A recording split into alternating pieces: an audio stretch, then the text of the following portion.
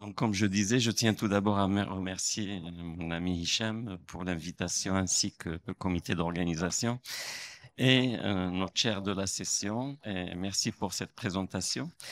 Euh, c'est vrai que on m'a donné un titre qui est très challenging, mais je l'ai accepté. J'ai accepté le défi et je vais essayer en fait de faire un petit tour par rapport à des moments clés dans l'histoire des neurosciences. Et bien sûr, en passant par le Parkinson, je vais passer un peu plus de temps, qui est mon expertise. Donc, neurosciences entre neurologie et psychiatrie. D'abord, un cerveau, vous travaillez tous sur le cerveau, vous savez que c'est un organe très complexe. 100 milliards de neurones, 1 million de milliards de connexions distribuées dans différentes aires cérébrales, classés en différents sous-types selon le transmetteur en fait que ces neurones vont libérer en réponse à une stimulation. Et bien sûr, une mauvaise communication va aboutir forcément sur des troubles, soit neurologiques et psychiatriques. Donc, un des pères en fait des neurosciences, on l'appelle vraiment le père des neurosciences, c'est Santiago Ramón y Cajal, qui a pour la première fois montré que la communication au niveau du cerveau. Donc, il a dit que chaque neurone du cerveau est distinct et que les neurones communiquent par le biais de synapses. Donc, c'est lui qui a découvert pour la première fois la synapse. Et c'était en 1906 qu'il a reçu en fait avec Golgi, que vous connaissez aussi, le prix Nobel de physiologie ou de médecine. Donc, il a joué vraiment un rôle très important parce que toute la recherche fondamentale sur le cerveau a démarré pratiquement à ce moment-là, puisqu'il a démontré pour la première fois l'existence de cette communication. Et comme vous le savez, le cerveau fonctionne par communication au sein des réseaux neuronaux pour toutes les fonctions, bien sûr, du corps. Juste après, en fait, il a dit que nous sommes nés avec un certain nombre de neurones qui diminuent avec l'âge. Ça, on le sait tous. C'est la vieillesse, c'est le principe de la vieillesse. Mais tout doit mourir. C'est là où il faut faire attention. Il a dit que tout doit mourir dans le cerveau et la moelle épinière. Et rien ne peut régénérer. Et donc, il était certain, par toutes ces études qu'il avait faites, qu'il n'y avait que la mort neuronale. Et juste après, il y a Joseph Altman qui est arrivé et qui a dit que il existe la neurogenèse à l'âge adulte. Donc, on a des neurones qui sont dormants et qui vont pouvoir se multiplier dans le cerveau même à l'âge adulte. Alors, il a inventé une approche très intelligente par l'utilisation de la thymidine tricier qui va s'intégrer en fait dans les neurones et qui vont se multiplier. C'est comme ça qu'il a observé que à partir de neurones souches, de cellules souches, au sein du cerveau, on peut avoir une multiplication neuronale et une reproduction en fait des neurones. Donc c'était le premier qui a démontré ça. Ensuite, il y a eu cette histoire en fait qui est très originale de Phineas Gage parce qu'on connaissait pas grand-chose sur les maladies psychiatriques. Mircea, il peut me corriger. C'était la première fois en fait qu'on va faire le lien entre un trouble de la personnalité et une lésion au niveau du cerveau. Et donc, Phineas Gage, c'est un chef de chantier en fait de chemin de fer et lors de la construction des voies de chemin de fer, il faisait exploser par des explosifs et une barre en fait métallique les montagnes, les cailloux et les pierres qu'il trouvait sur leur chemin. Et par accident, en fait, il a reçu cette barre dans le visage et qui lui a complètement foutu en l'air en fait le cortex préfrontal. Et c'est là où on a fait le lien entre donc le cortex préfrontal ou le cortex frontal de façon générale avec les troubles du comportement. Donc la déduction ou la conclusion, c'était que le cortex frontal nous permet le contrôle de soi, ne pas raconter n'importe quoi. Et sa famille disait que c'était quelqu'un de très très poli, très respectueux. Et depuis cet accident, donc Phineas n'est plus Phineas. Sa personnalité est transformée et il serait devenu instable, grossier et agressif. Il se contrôlait plus. Donc c'était la première fois qu'on faisait le lien trouble psychiatrique avec la lésion du cortex frontal.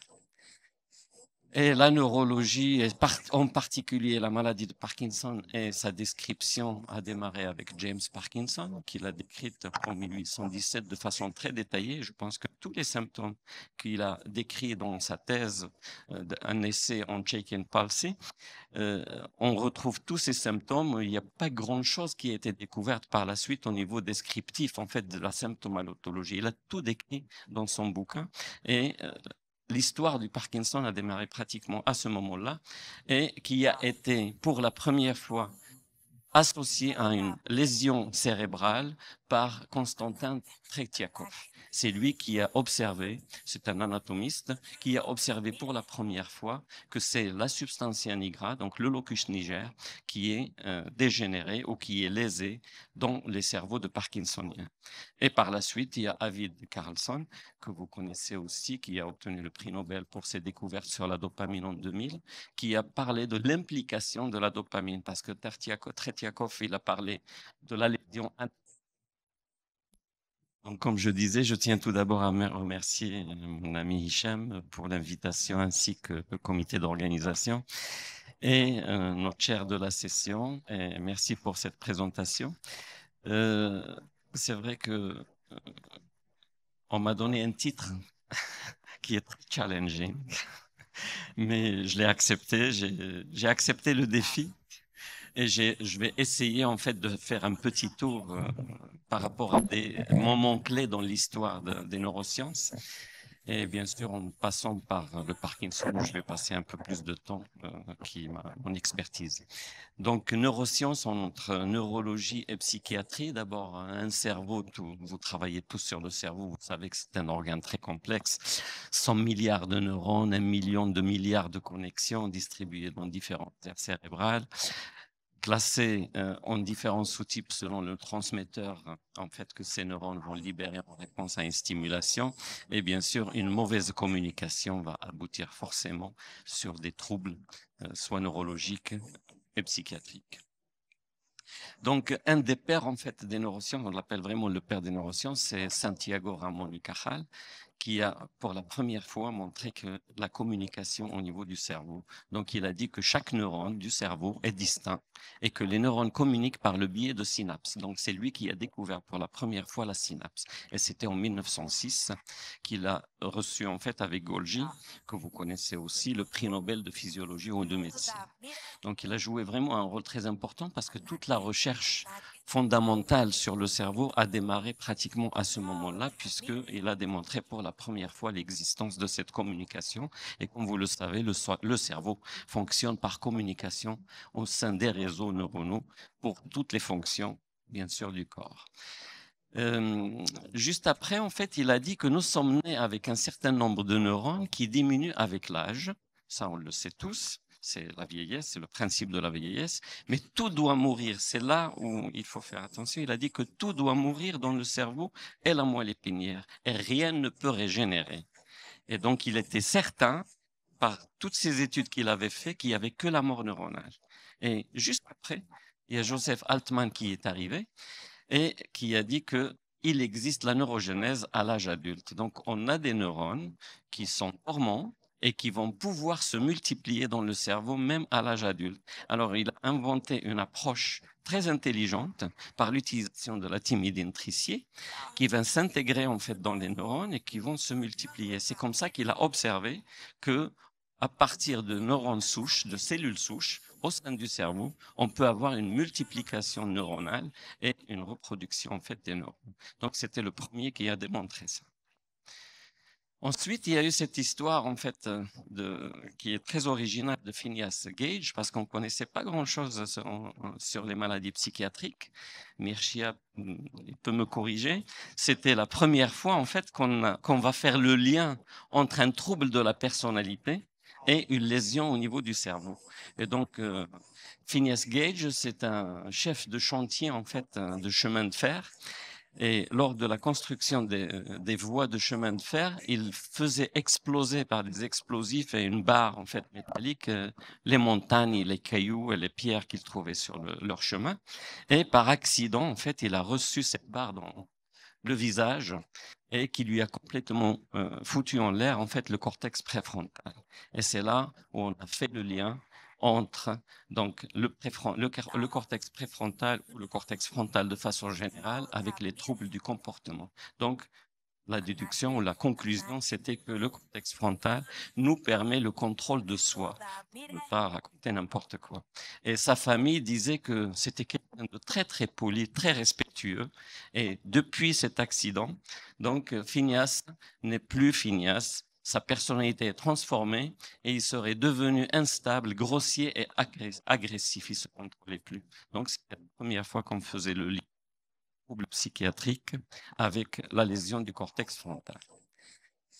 Et la neurologie, en particulier la maladie de Parkinson, et sa description a démarré avec James Parkinson, qui l'a décrite en 1817 de façon très détaillée. Je pense que tous les symptômes qu'il a décrits dans sa thèse, un essai en Shaken Palsy, on retrouve tous ces symptômes. Il n'y a pas grand-chose qui a été découverte par la suite au niveau descriptif, en fait, de la symptomatologie. Il a tout décrit dans son bouquin et l'histoire du Parkinson a démarré pratiquement à ce moment-là et qui a été pour la première fois associée à une lésion cérébrale par Konstantin Tretiakov. C'est lui qui a observé, c'est un anatomiste, qui a observé pour la première fois que c'est la substantia nigra, donc le locus niger, qui est dégénéré ou qui est lésé dans les cerveaux de Parkinsoniens. Et par la suite, il y a Arvid Carlsson, que vous connaissez aussi, qui a obtenu le prix Nobel pour ses découvertes sur la dopamine en 2000, qui a parlé de l'implication de la dopamine, parce que Tretiakov, il a parlé de la lésion, mais il n'a jamais parlé de dopamine ou de la nature des neurones qui sont morts. Par contre, Arvid Carlsson, pour la première fois, il a démontré le lien entre la déplétion dopaminergique et la maladie de Parkinson. Et du coup, comme vous le savez, il y a la dégénérescence des neurones dopaminergiques au niveau de la substance noire comparée à des patients contrôle. Il y a des projections vers le striatum. La dopamine va projeter, les neurones dopaminergiques ne projettent pas que sur le striatum, mais projettent aussi sur différentes structures cérébrales où va exercer un rôle très important, pas que dans la motricité, mais aussi dans la motivation et dans tout ce qui est plaisir. Et comme vous le savez aussi, dans la maladie de Parkinson, il y a la dégénérescence qui démarre pratiquement 10 à 15 ans avant la manifestation des symptômes moteurs et que les symptômes moteurs ne vont se manifester chez les patients qu'à partir du moment où on a plus de 60% des neurones dopaminergiques qui meurent. Et c'est là où les symptômes vont commencer à se manifester chez les patients. Donc, l'idée de, comme c'est lui, Arvid Carlsson, qui a parlé pour la première fois de la dégénérescence, pas de la dégénérescence, mais la déplétion en dopamine, ben, il a développé un modèle animal qu'on appelle en fait le lapin à réserpine. Il injecte la réserpine chez ces lapins et qui deviennent complètement akinétiques. Ils ne peuvent plus bouger. Et en fait, la réserpine va interagir avec la libération des 3 monoamines. Il n'y a pas que la dopamine qui est impliquée là-dedans, ce modèle, mais il y a aussi le blocage de la libération de noradrénaline et de la sérotonine parce qu'il n'avait aucune substance qui pouvait interagir qu'avec la dopamine. Donc, c'était le premier modèle qui a été développé. Et sur ce modèle, ben, il a eu l'idée de tester la L-dopa, parce que vous savez que la dopamine ne traverse pas la barrière hémato-encéphalique. Donc, il a plutôt ciblé le précurseur qui est la L-dopa, qu'il a donné à ces lapins réserpinés. Et vous voyez que les lapins, au lieu d'être carpètes, comme on dit, complètement akinétiques, ils se mettent à courir dans nos jardins et comme on le voit sur cette photo. Donc, c'est en fait ces découvertes-là qui lui ont coûté le prix Nobel, on va dire, parce qu'il a contribué de façon très importante, en fait, dans le développement de la thérapeutique dopaminergique de la maladie de Parkinson. Du coup, on a proposé à l'époque, en fait, d'utiliser la L-dopa chez les patients parkinsoniens. C'était vraiment la révolution de la thérapeutique parkinsonienne à l'époque. Donc, c'était à la fin des années 60. On sait très bien, vous êtes confronté tout le temps à ces malades parkinsoniens où vous êtes ravis comme les patients quand vous leur donnez la L-Dopa au tout début. Bon, maintenant, il y a eu des petits changements. On commence d'abord par les agonistes dopaminergiques pour retarder au maximum les dyskinésies. On sait très bien que la L-Dopa marche très, très bien sur la kinésie, la rigidité, le tremblement. Donc, les patients, ce qu'on appelle la lune de miel, se réveillent du patient qui était complètement akinétique et bloqué. Par contre, malheureusement, à long terme, il y a des complications assez importantes avec ces fluctuations de l'effet thérapeutique de la L-Dopa. Et ensuite, il y a ces manifestations de dyskinésie, donc ces mouvements anormaux incontrôlables qui sont très, très handicapants pour les malades. D'où l'intérêt de développer des modèles animaux pour essayer de comprendre ce qui se passe dans la circuiterie au sein des ganglions de la base, le cortex et le thalamus, pour essayer de comprendre la physiopathologie de la maladie de Parkinson et essayer de proposer de nouvelles approches thérapeutiques. Donc ça, c'est des travaux qui ont été réalisés pendant pratiquement 30 années pour aboutir sur la compréhension de ces différents réseaux. Alors, tout a été concentré sur le mode de fonctionnement physiologique et ensuite physiopathologique des ganglions de la base. Donc, vous connaissez tous. Donc ça, c'est vraiment le circuit limbique. Donc on sait très bien que les ganglions de la base ne sont pas impliqués que dans le contrôle moteur, mais aussi dans le contrôle associatif et limbique. Si on prend la structure, une de ces structures, bon, qui est structure clé, vous allez comprendre après pourquoi, le noyau sous-thalamique, c'est vraiment la structure centrale au sein de ces réseaux-là et qui va jouer un rôle très important dans le contrôle de toutes ces fonctions. Et moi, je vais vous parler surtout du moteur, mais Mircea va vous parler de tout ce qui est psychiatrique, en particulier les TOC. C'est une structure impliquée dans toutes ces fonctions, en fait, que ce soit motrice, cognitif et limbique. Et si on regarde pour comprendre pourquoi, donc le noyau sous-thalamique, comme les autres structures des ganglions de la base, sont répartis en 3 zones. Il y a donc, comme j'ai dit tout à l'heure, la partie dorsale, donc du noyau sous-thalamique, qui va recevoir des projections, surtout des parties sensorimotrices. Donc c'est pour ça que c'est cette région qui va contrôler toute la motricité. Si on regarde la partie ventrale, donc elle reçoit des projections de tout ce qui est associatif, donc c'est pour ça que ça joue un rôle important dans la cognition. Et si on regarde au niveau limbique, donc la partie médiane et ventrale, donc elle reçoit aussi des projections du cortex, en particulier des régions limbiques. Donc, d'où l'importance, en fait, de ces 3 circuits parallèles qui vont contrôler toutes ces fonctions-là. Et c'était vraiment une grande découverte dans l'histoire des neurosciences. Alors maintenant, on va se focaliser surtout sur le circuit moteur. Je pense que vous êtes plus ou moins familier avec ce schéma. Je ne sais pas si tout le monde est familier avec ce schéma. Maintenant, ça devient quelque chose de très connu. Tout le monde connaît. Ça paraît complexe pour les jeunes qui... souvent, on me demande est-ce qu'il est toujours valable. Je dis toujours oui, il est toujours valable. On ne l'a pas complexifié parce qu'on a découvert plein d'autres projections en fait au niveau de ces réseaux. Tout simplement parce que quand on rajoute toutes les connexions anatomiques qu'on connaît, on n'arrive pas à les associer à des fonctions précises. Donc on a préféré garder ce schéma qui est plus ou moins simple pour avancer dans les recherches par rapport à ces pathologies motrices et non motrices aussi. Donc, comme je disais tout à l'heure, ça paraît un schéma très complexe pour les jeunes qui démarrent, mais il y a juste une logique à suivre dans sa lecture. Et vous allez voir, c'est tout simple. En fait, on a au sein des ganglions de la base qu'on voit ici, la porte d'entrée, c'est vraiment une porte d'entrée, c'est le striatum. Donc, le noyau codé, le putamine qui est ici. Quand vous voulez faire une action, il y a une information qui arrive des aires corticales vers le striatum parce que c'est là le point d'entrée. Et à partir de l'entrée des ganglions de la base, il y a une porte de sortie qu'on appelle en fait le noyau, le globus pallidus interne et la pars reticulata de la substance noire qui sont situés là. Donc l'information qui arrive au cortex doit aboutir finalement aux structures de sortie des ganglions de la base. Et donc, l'information va passer du striatum vers ces structures de sortie par 2 voies principales. Il y a ce qu'on appelle la voie directe, qui est inhibitrice GABAergique, et une voie indirecte, qui commence par le GABA pour la projection du striatum vers le globus pallidus externe. Après, une autre projection GABAergique vers le noyau sous-thalamique et enfin une projection glutamatergique excitatrice vers les structures de sortie des ganglions de la base. Donc l'information va être raffinée, on va dire, au sein de ces microcircuits à l'intérieur des ganglions de la base et une fois l'information est finalisée, elle va être envoyée au thalamus. Le thalamus va envoyer ses projections vers le cortex et le cortex va donc demander l'exécution d'une fonction, que ce soit motrice ou cognitive ou limbique. Donc c'est comme ça en fait qu'on peut lire ce schéma de façon très très simple.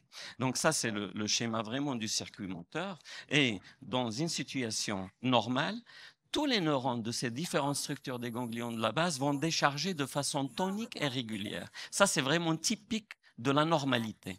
Par contre, quand il n'y a plus de dopamine, donc, quand il y a la dégénérescence des neurones dopaminergiques, cette activité tonique va se transformer en activité burstique. Et ça a été découvert chez les rats 6-OHDA, donc les rats rendus parkinsoniens par l'injection de la 6-hydroxydopamine, et aussi chez les singes MPTP, chez qui en fait on injecte cette drogue qui va dégénérer en fait les neurones dopaminergiques. Donc, ça c'est vraiment la chose clé quand on fait la chirurgie Parkinson, et je vais vous montrer comment on décharge les neurones, on se base sur ce signal pathologique qui est le burst, les bouffées de décharge qui remplacent en fait cette activité tonique. Et en fait, cette découverte-là va ouvrir tout ce qui est thérapie de la maladie de Parkinson par stimulation cérébrale profonde, puisque la première idée était de dire que ces neurones du noyau sous-thalamique sont hyperactifs burstiques. Est-ce qu'on les lésant, si on fait une lésion au niveau du sous-thalamique, est-ce qu'on va pouvoir contrôler la kinésie, la rigidité et le tremblement? Et c'est ce que a proposé Hagai Bergman avec Malone Delonc à Atlanta. Et ils ont montré clairement qu'en faisant une lésion du noyau sous-thalamique chez le singe rendu parkinsonien par le MPTP, il pouvait réverser tous les symptômes de la maladie de Parkinson chez ce modèle animal qui est vraiment le gold standard des modèles de la maladie de Parkinson. On reproduit tous les symptômes quand on lui injecte le MPTP. Juste une petite parenthèse, le MPTP a été découvert chez l'être humain, chez des étudiants de chimie à Harvard University, et qui, en fait, c'était des toxicomanes qui fabriquaient eux-mêmes l'héroïne pour se droguer. Et un jour, ils se sont trompés. Il y a eu un mélange avec le MPTP et ils sont devenus parkinsoniens à l'âge de 20 ans, 22 ans et 23 ans. Donc, c'était 3 étudiants qui sont devenus parkinsoniens. Et en cherchant, en fait, les neurologues qui ont dit c'est bizarre, c'est pas un Parkinson génétique. Ils ont exploré, ils ont trouvé qu'ils ont consommé ce MPTP. C'est à partir de ce moment-là. Merci à ces 3 toxicomanes parce qu'ils ont vraiment contribué beaucoup à la recherche sur la maladie de Parkinson. Vraiment.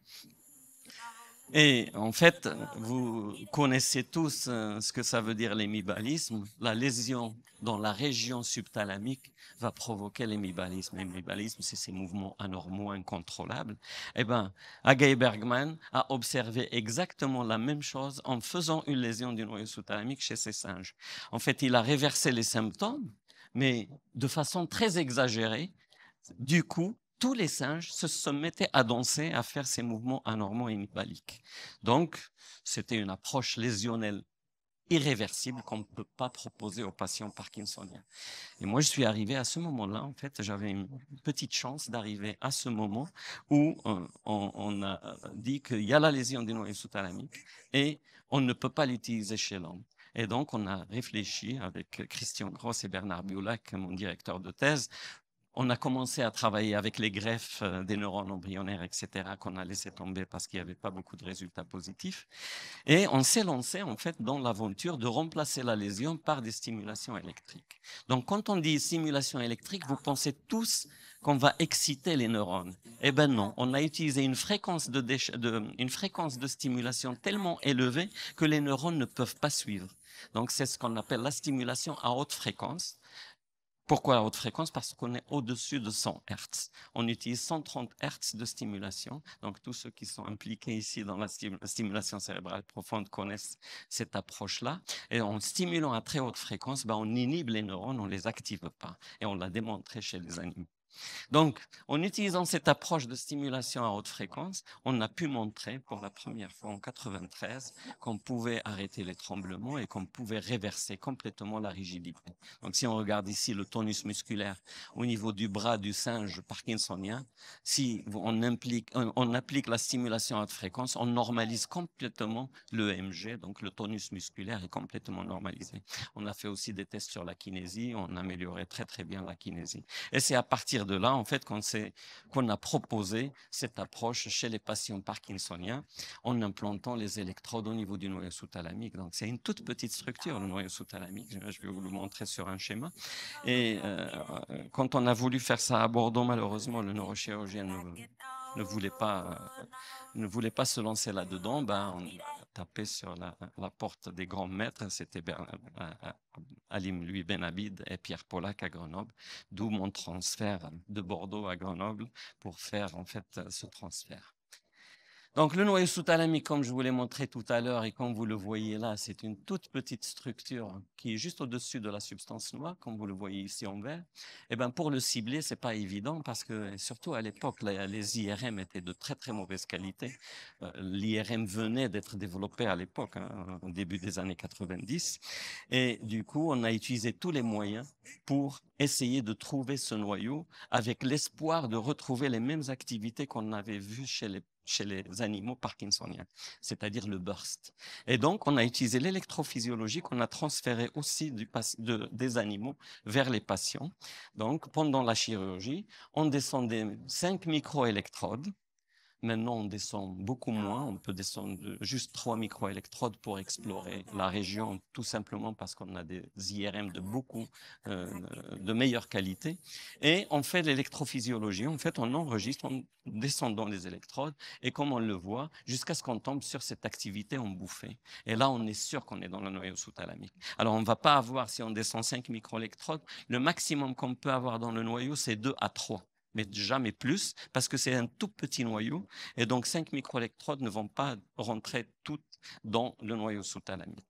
Mais on les utilise pour explorer toute la région et être sûr qu'on ne va pas louper. Franchement, on n'a jamais loupé, en fait, parce que même si l'IRM était de mauvaise qualité à l'époque, on utilisait la ventriculographie. Donc, on calcule en fait la distance entre la commissure antérieure et la commissure postérieure. On savait très bien que c'était au milieu qu'il y avait le sous-thalamique. Donc, on a utilisé ces approches. Et moi, j'ai appris énormément avec Alim Louis Benabid parce que même si on avait fait énormément de malades, il n'a jamais changé sa méthode. Il disait toujours qu'une méthode qui marche, il faut être bête pour la changer. Parce qu'après, il y en a, surtout aux États-Unis, qui ont essayé de faire des efforts parce que time consuming, c'est beaucoup d'argent. Donc, ils ont réduit en fait beaucoup d'étapes, en particulier l'enregistrement, le micro-recording durant la chirurgie. Et malheureusement, si vous regardez les articles américains, vous allez trouver que la qualité de l'amélioration est un peu moindre que les grands centres qui continuent à utiliser les mêmes approches. Donc, pour tous ceux qui s'intéressent à la DBS, s'il vous plaît, ne loupez rien, continuez avec la méthode classique parce qu'elle marche. Comme dit Guy Bergman, William peut témoigner, elle était avec nous quand on était autour d'une table, il a dit que la stimulation cérébrale profonde, c'est une approche de luxe. Et une approche de luxe, il faut toujours utiliser tous les moyens pour qu'elle soit réussie. Et sans micro-électrode, sans micro-enregistrement, le problème, c'est que vous pouvez avoir des résultats, mais ils ne vont jamais être vraiment très importants. Donc, on va toujours perdre sur la qualité de l'amélioration. Par contre, avec ça, on arrive à avoir vraiment des améliorations spectaculaires. Donc ça, c'est une petite vidéo empruntée de Bernard Pidou à la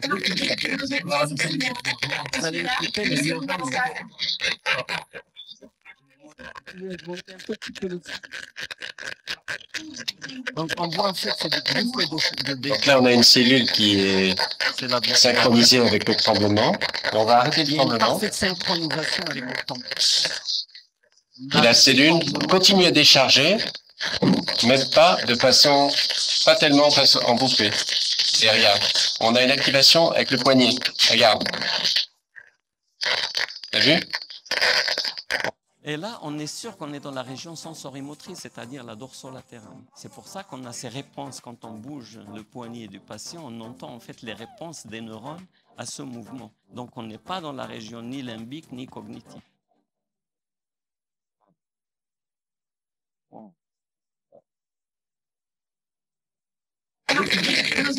Synchroniser avec le tremblement. On va arrêter le tremblement. Et la cellule continue à décharger, mais pas tellement en bouffée. Et regarde, on a une activation avec le poignet. Regarde, En fait, j'insiste surtout sur vraiment, ce caractère de en fait, ce qui se déclenche qui est vraiment le flash la réponse cellulaire, pathologique de la maladie. c'est ça. Alors, quand on fait ces enregistrements, ce n'est pas suffisant. Pourquoi? Parce que on sait que le noyau sous-thalamique, bon, il n'y a pas beaucoup de structures, on va dire, avec des corps cellulaires pour avoir des activités. Donc, quand on trouve des activités des neurones, c'est-à-dire qu'on est dans ce noyau-là, parce qu'autour, il y a surtout des régions, en fait, où il y a des axones de projection. Mais par contre, il faut absolument faire des tests de stimulation parce que on peut être un peu dans la partie latérale et que la stimulation peut diffuser sur comment on appelle ça, la voie pyramidale. Et on va induire des contractures musculaires, etc. Si on est trop médian, on peut induire des fourmillements. Donc, là aussi, tous ceux qui font la chirurgie Parkinson se rendent compte, en fait, de ces difficultés. Donc, il faut absolument, pendant la chirurgie, après les enregistrements, faire des stimulations, au moins dans cette zone où on a enregistré l'activité des neurones, pour voir est-ce qu'il y a des effets secondaires ou pas. Donc, clairement, on voit que quand on est bien dans le noyau sous-thalamique, on va améliorer tous les symptômes. Et quand on est à l'extérieur ou quand il y a une diffusion vers l'extérieur, on va induire des effets secondaires, soit de contractures musculaires, soit des déviations oculaires, soit des fourmillements, etc. Donc, c'est une étape indispensable et c'est ça qui va nous permettre de choisir en fait la meilleure trajectoire pour la remplacer avec ces électrodes chroniques qu'on implante définitivement et on relie avec des câbles en fait au stimulateur qui est implanté. Alors avant, le stimulateur avait une durée de 5-6 ans parce qu'il se déchargeait rapidement. Plus l'intensité est élevée, il va se décharger. Maintenant, on a des stimulateurs qui ont une durée de vie jusqu'à 15 ans et qui sont rechargeables, ce qui est vraiment une révolution aussi technologique. J'ai eu le plaisir et l'honneur, en fait, comme l'a dit Simjel, de contribuer avec ma petite pierre au Maroc pour introduire cette chirurgie. Je suis ravi que tous les CHU pratiquement l'utilisent. Et là, c'est un patient de Marrakech qu'on a fait en 2016. Il est juste le c'est quelqu'un il y a un indice, mais vraiment très, très sévère, un tremblement énorme. Il transpire tout le temps avec ces tremblements. Il répond très, très peu au traitement dopaminergique.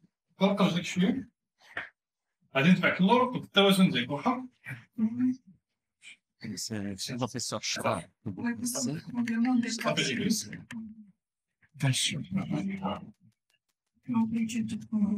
Et vous allez voir quand on va l'opérer, on va le stimuler.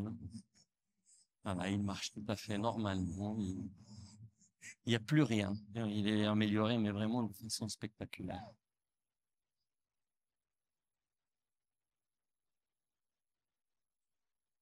Est-ce que j'ai encore un petit peu de temps?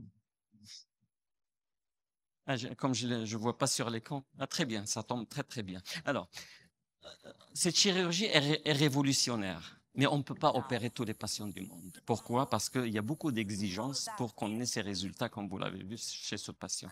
D'abord, la sélection du malade. C'est indispensable d'avoir un malade avec une maladie idiopathique, un Parkinson idiopathique, et qui répond à beaucoup de critères. Il y a toute une liste de critères d'inclusion et de critères d'exclusion. Donc, qu'il faut respecter. Pourquoi? Parce que si on ne les respecte pas, on ne va pas être satisfait et vous allez avoir le patient sur le dos tout le temps qui est insatisfait. Donc, il faut respecter ces critères d'inclusion et d'exclusion.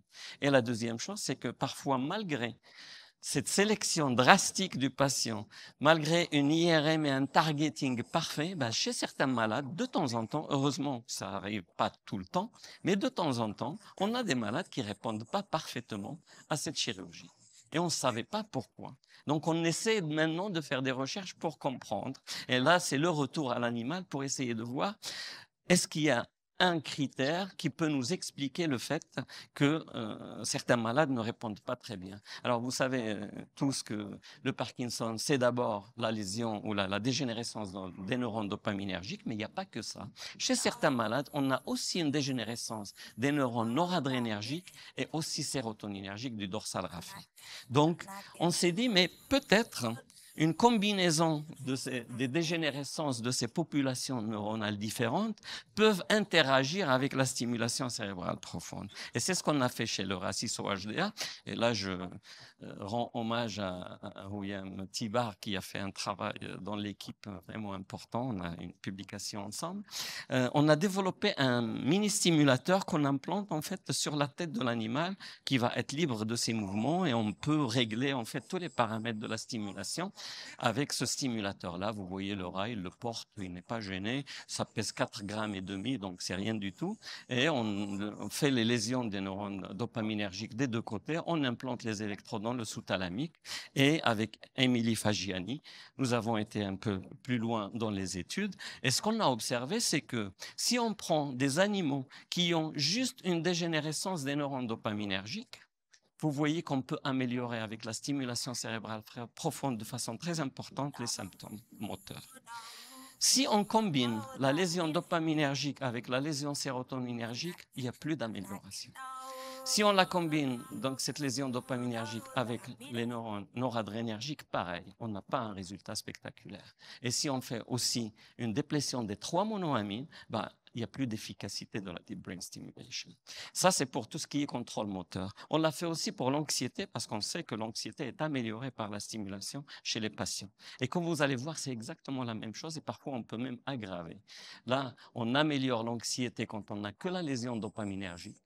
Dès qu'il y a les autres qui dégénèrent, on n'a plus d'amélioration. Donc, on pense, ce n'est pas aussi démontré chez les patients parkinsoniens, on a des projets pour faire du PET scan chez les patients pour voir chez ceux où ça ne marche pas bien, peut-être qu'on aura ces déplétions. Mais en tout cas, l'hypothèse actuelle, c'est que si on a ces structures noradrénergiques et sérotoninergiques qui dégénèrent dans la maladie de Parkinson, on n'aura pas un très bon bénéfice de la stimulation cérébrale profonde.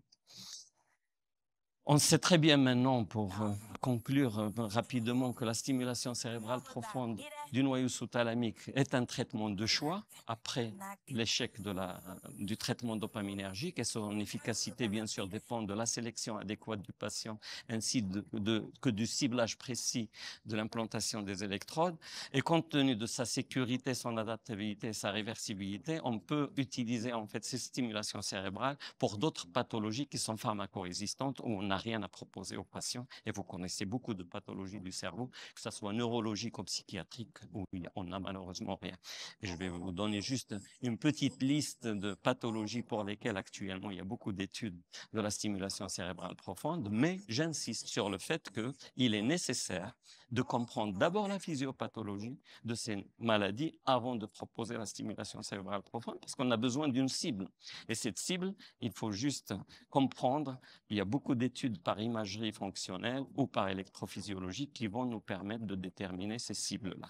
Et là, c'est juste la liste. Je ne vais pas rentrer dans les détails et je laisserai pour tout ce qui est psychiatrique, donc mon ami Mircea Polosan qui va vous parler des maladies psychiatriques et la stimulation cérébrale profonde. Juste ici, j'ai mis une liste des pathologies pour lesquels on a la DBS, la stimulation cérébrale profonde. Donc, il y a les dystonies, c'est une thérapie maintenant confirmée, surtout de la dystonie primaire, pas secondaire à des lésions. Il y a 2 tremblements essentiels aussi où ça marche très très bien. Il y a Gilles de la Tourette, il y a certains cas où ça marche, d'autres ça marche pas. C'est pour ça que j'ai mis ce point d'interrogation. On a la maladie d'Alzheimer. Malheureusement, tous les travaux de Toronto n'ont pas donné de résultats importants. Donc, tous les tests ont été arrêtés par Andrés Lozano. L'obésité en phase expérimentale, l'anorexie aussi. Les troubles obsessionnels compulsifs, maintenant, on a une évidence que ça marche très très bien, en particulier avec le noyau sous-thalamique. Je vais vous montrer rapidement, si j'ai 2 secondes, un exemple pourquoi ça marche bien aussi chez les troubles obsessionnels compulsifs. Et il y a la dépression sévère, mais qui est encore en phase expérimentale, mais bien avancée. Alors là aussi, j'ai eu le plaisir et l'honneur d'introduire ça avec l'équipe de FES. Je tiens à remercier Belhassan ainsi que Sialouane, Chaoui, à l'hôpital de Fès. On a fait un premier cas au mois de septembre dernier, donc avec une implantation d'électrodes dans le noyau sous-thalamique dans la partie antéromédiane. Et vous voyez ce noyau sous-thalamique, comment il décharge. Il est très hyperactif, en fait, dans le cas des troubles obsessionnels compulsifs, comme vous le voyez, avec aussi ces bouffées de décharge. C'est pour ça que la stimulation marche très, très bien. Sauf que vous n'aurez pas un résultat immédiat comme le Parkinson. Il faut attendre quelques mois pour avoir ces résultats bénéfiques dans le cas des TOC. Et mon ami Mercia va vous parler de tout ça. Avant de finir, donc, je tiens bien sûr à rendre hommage à tous ceux avec qui j'ai travaillé. Donc, Bernard Biola, Christian Gross pour ma thèse, Alim Louis Benhabib, Pierre Pollack pour mon postdoc et le transfert vers les patients. Et là, c'est mon équipe actuelle à l'Institut des maladies neurodégénératives avec tous les organismes qui financent nos recherches. Et je tiens juste à vous annoncer que nous avons créé la société Deep Brain Stimulation Society. Il y a 2 ans, on a un congrès, donc le 2e à Istanbul du 29 au 31 mai. Et on a aussi créé un journal pour lequel je suis éditeur en chef, Deep Brain Stimulation. Si vous avez des résultats que vous voulez soumettre, ils seront les bienvenus. Et merci pour votre attention.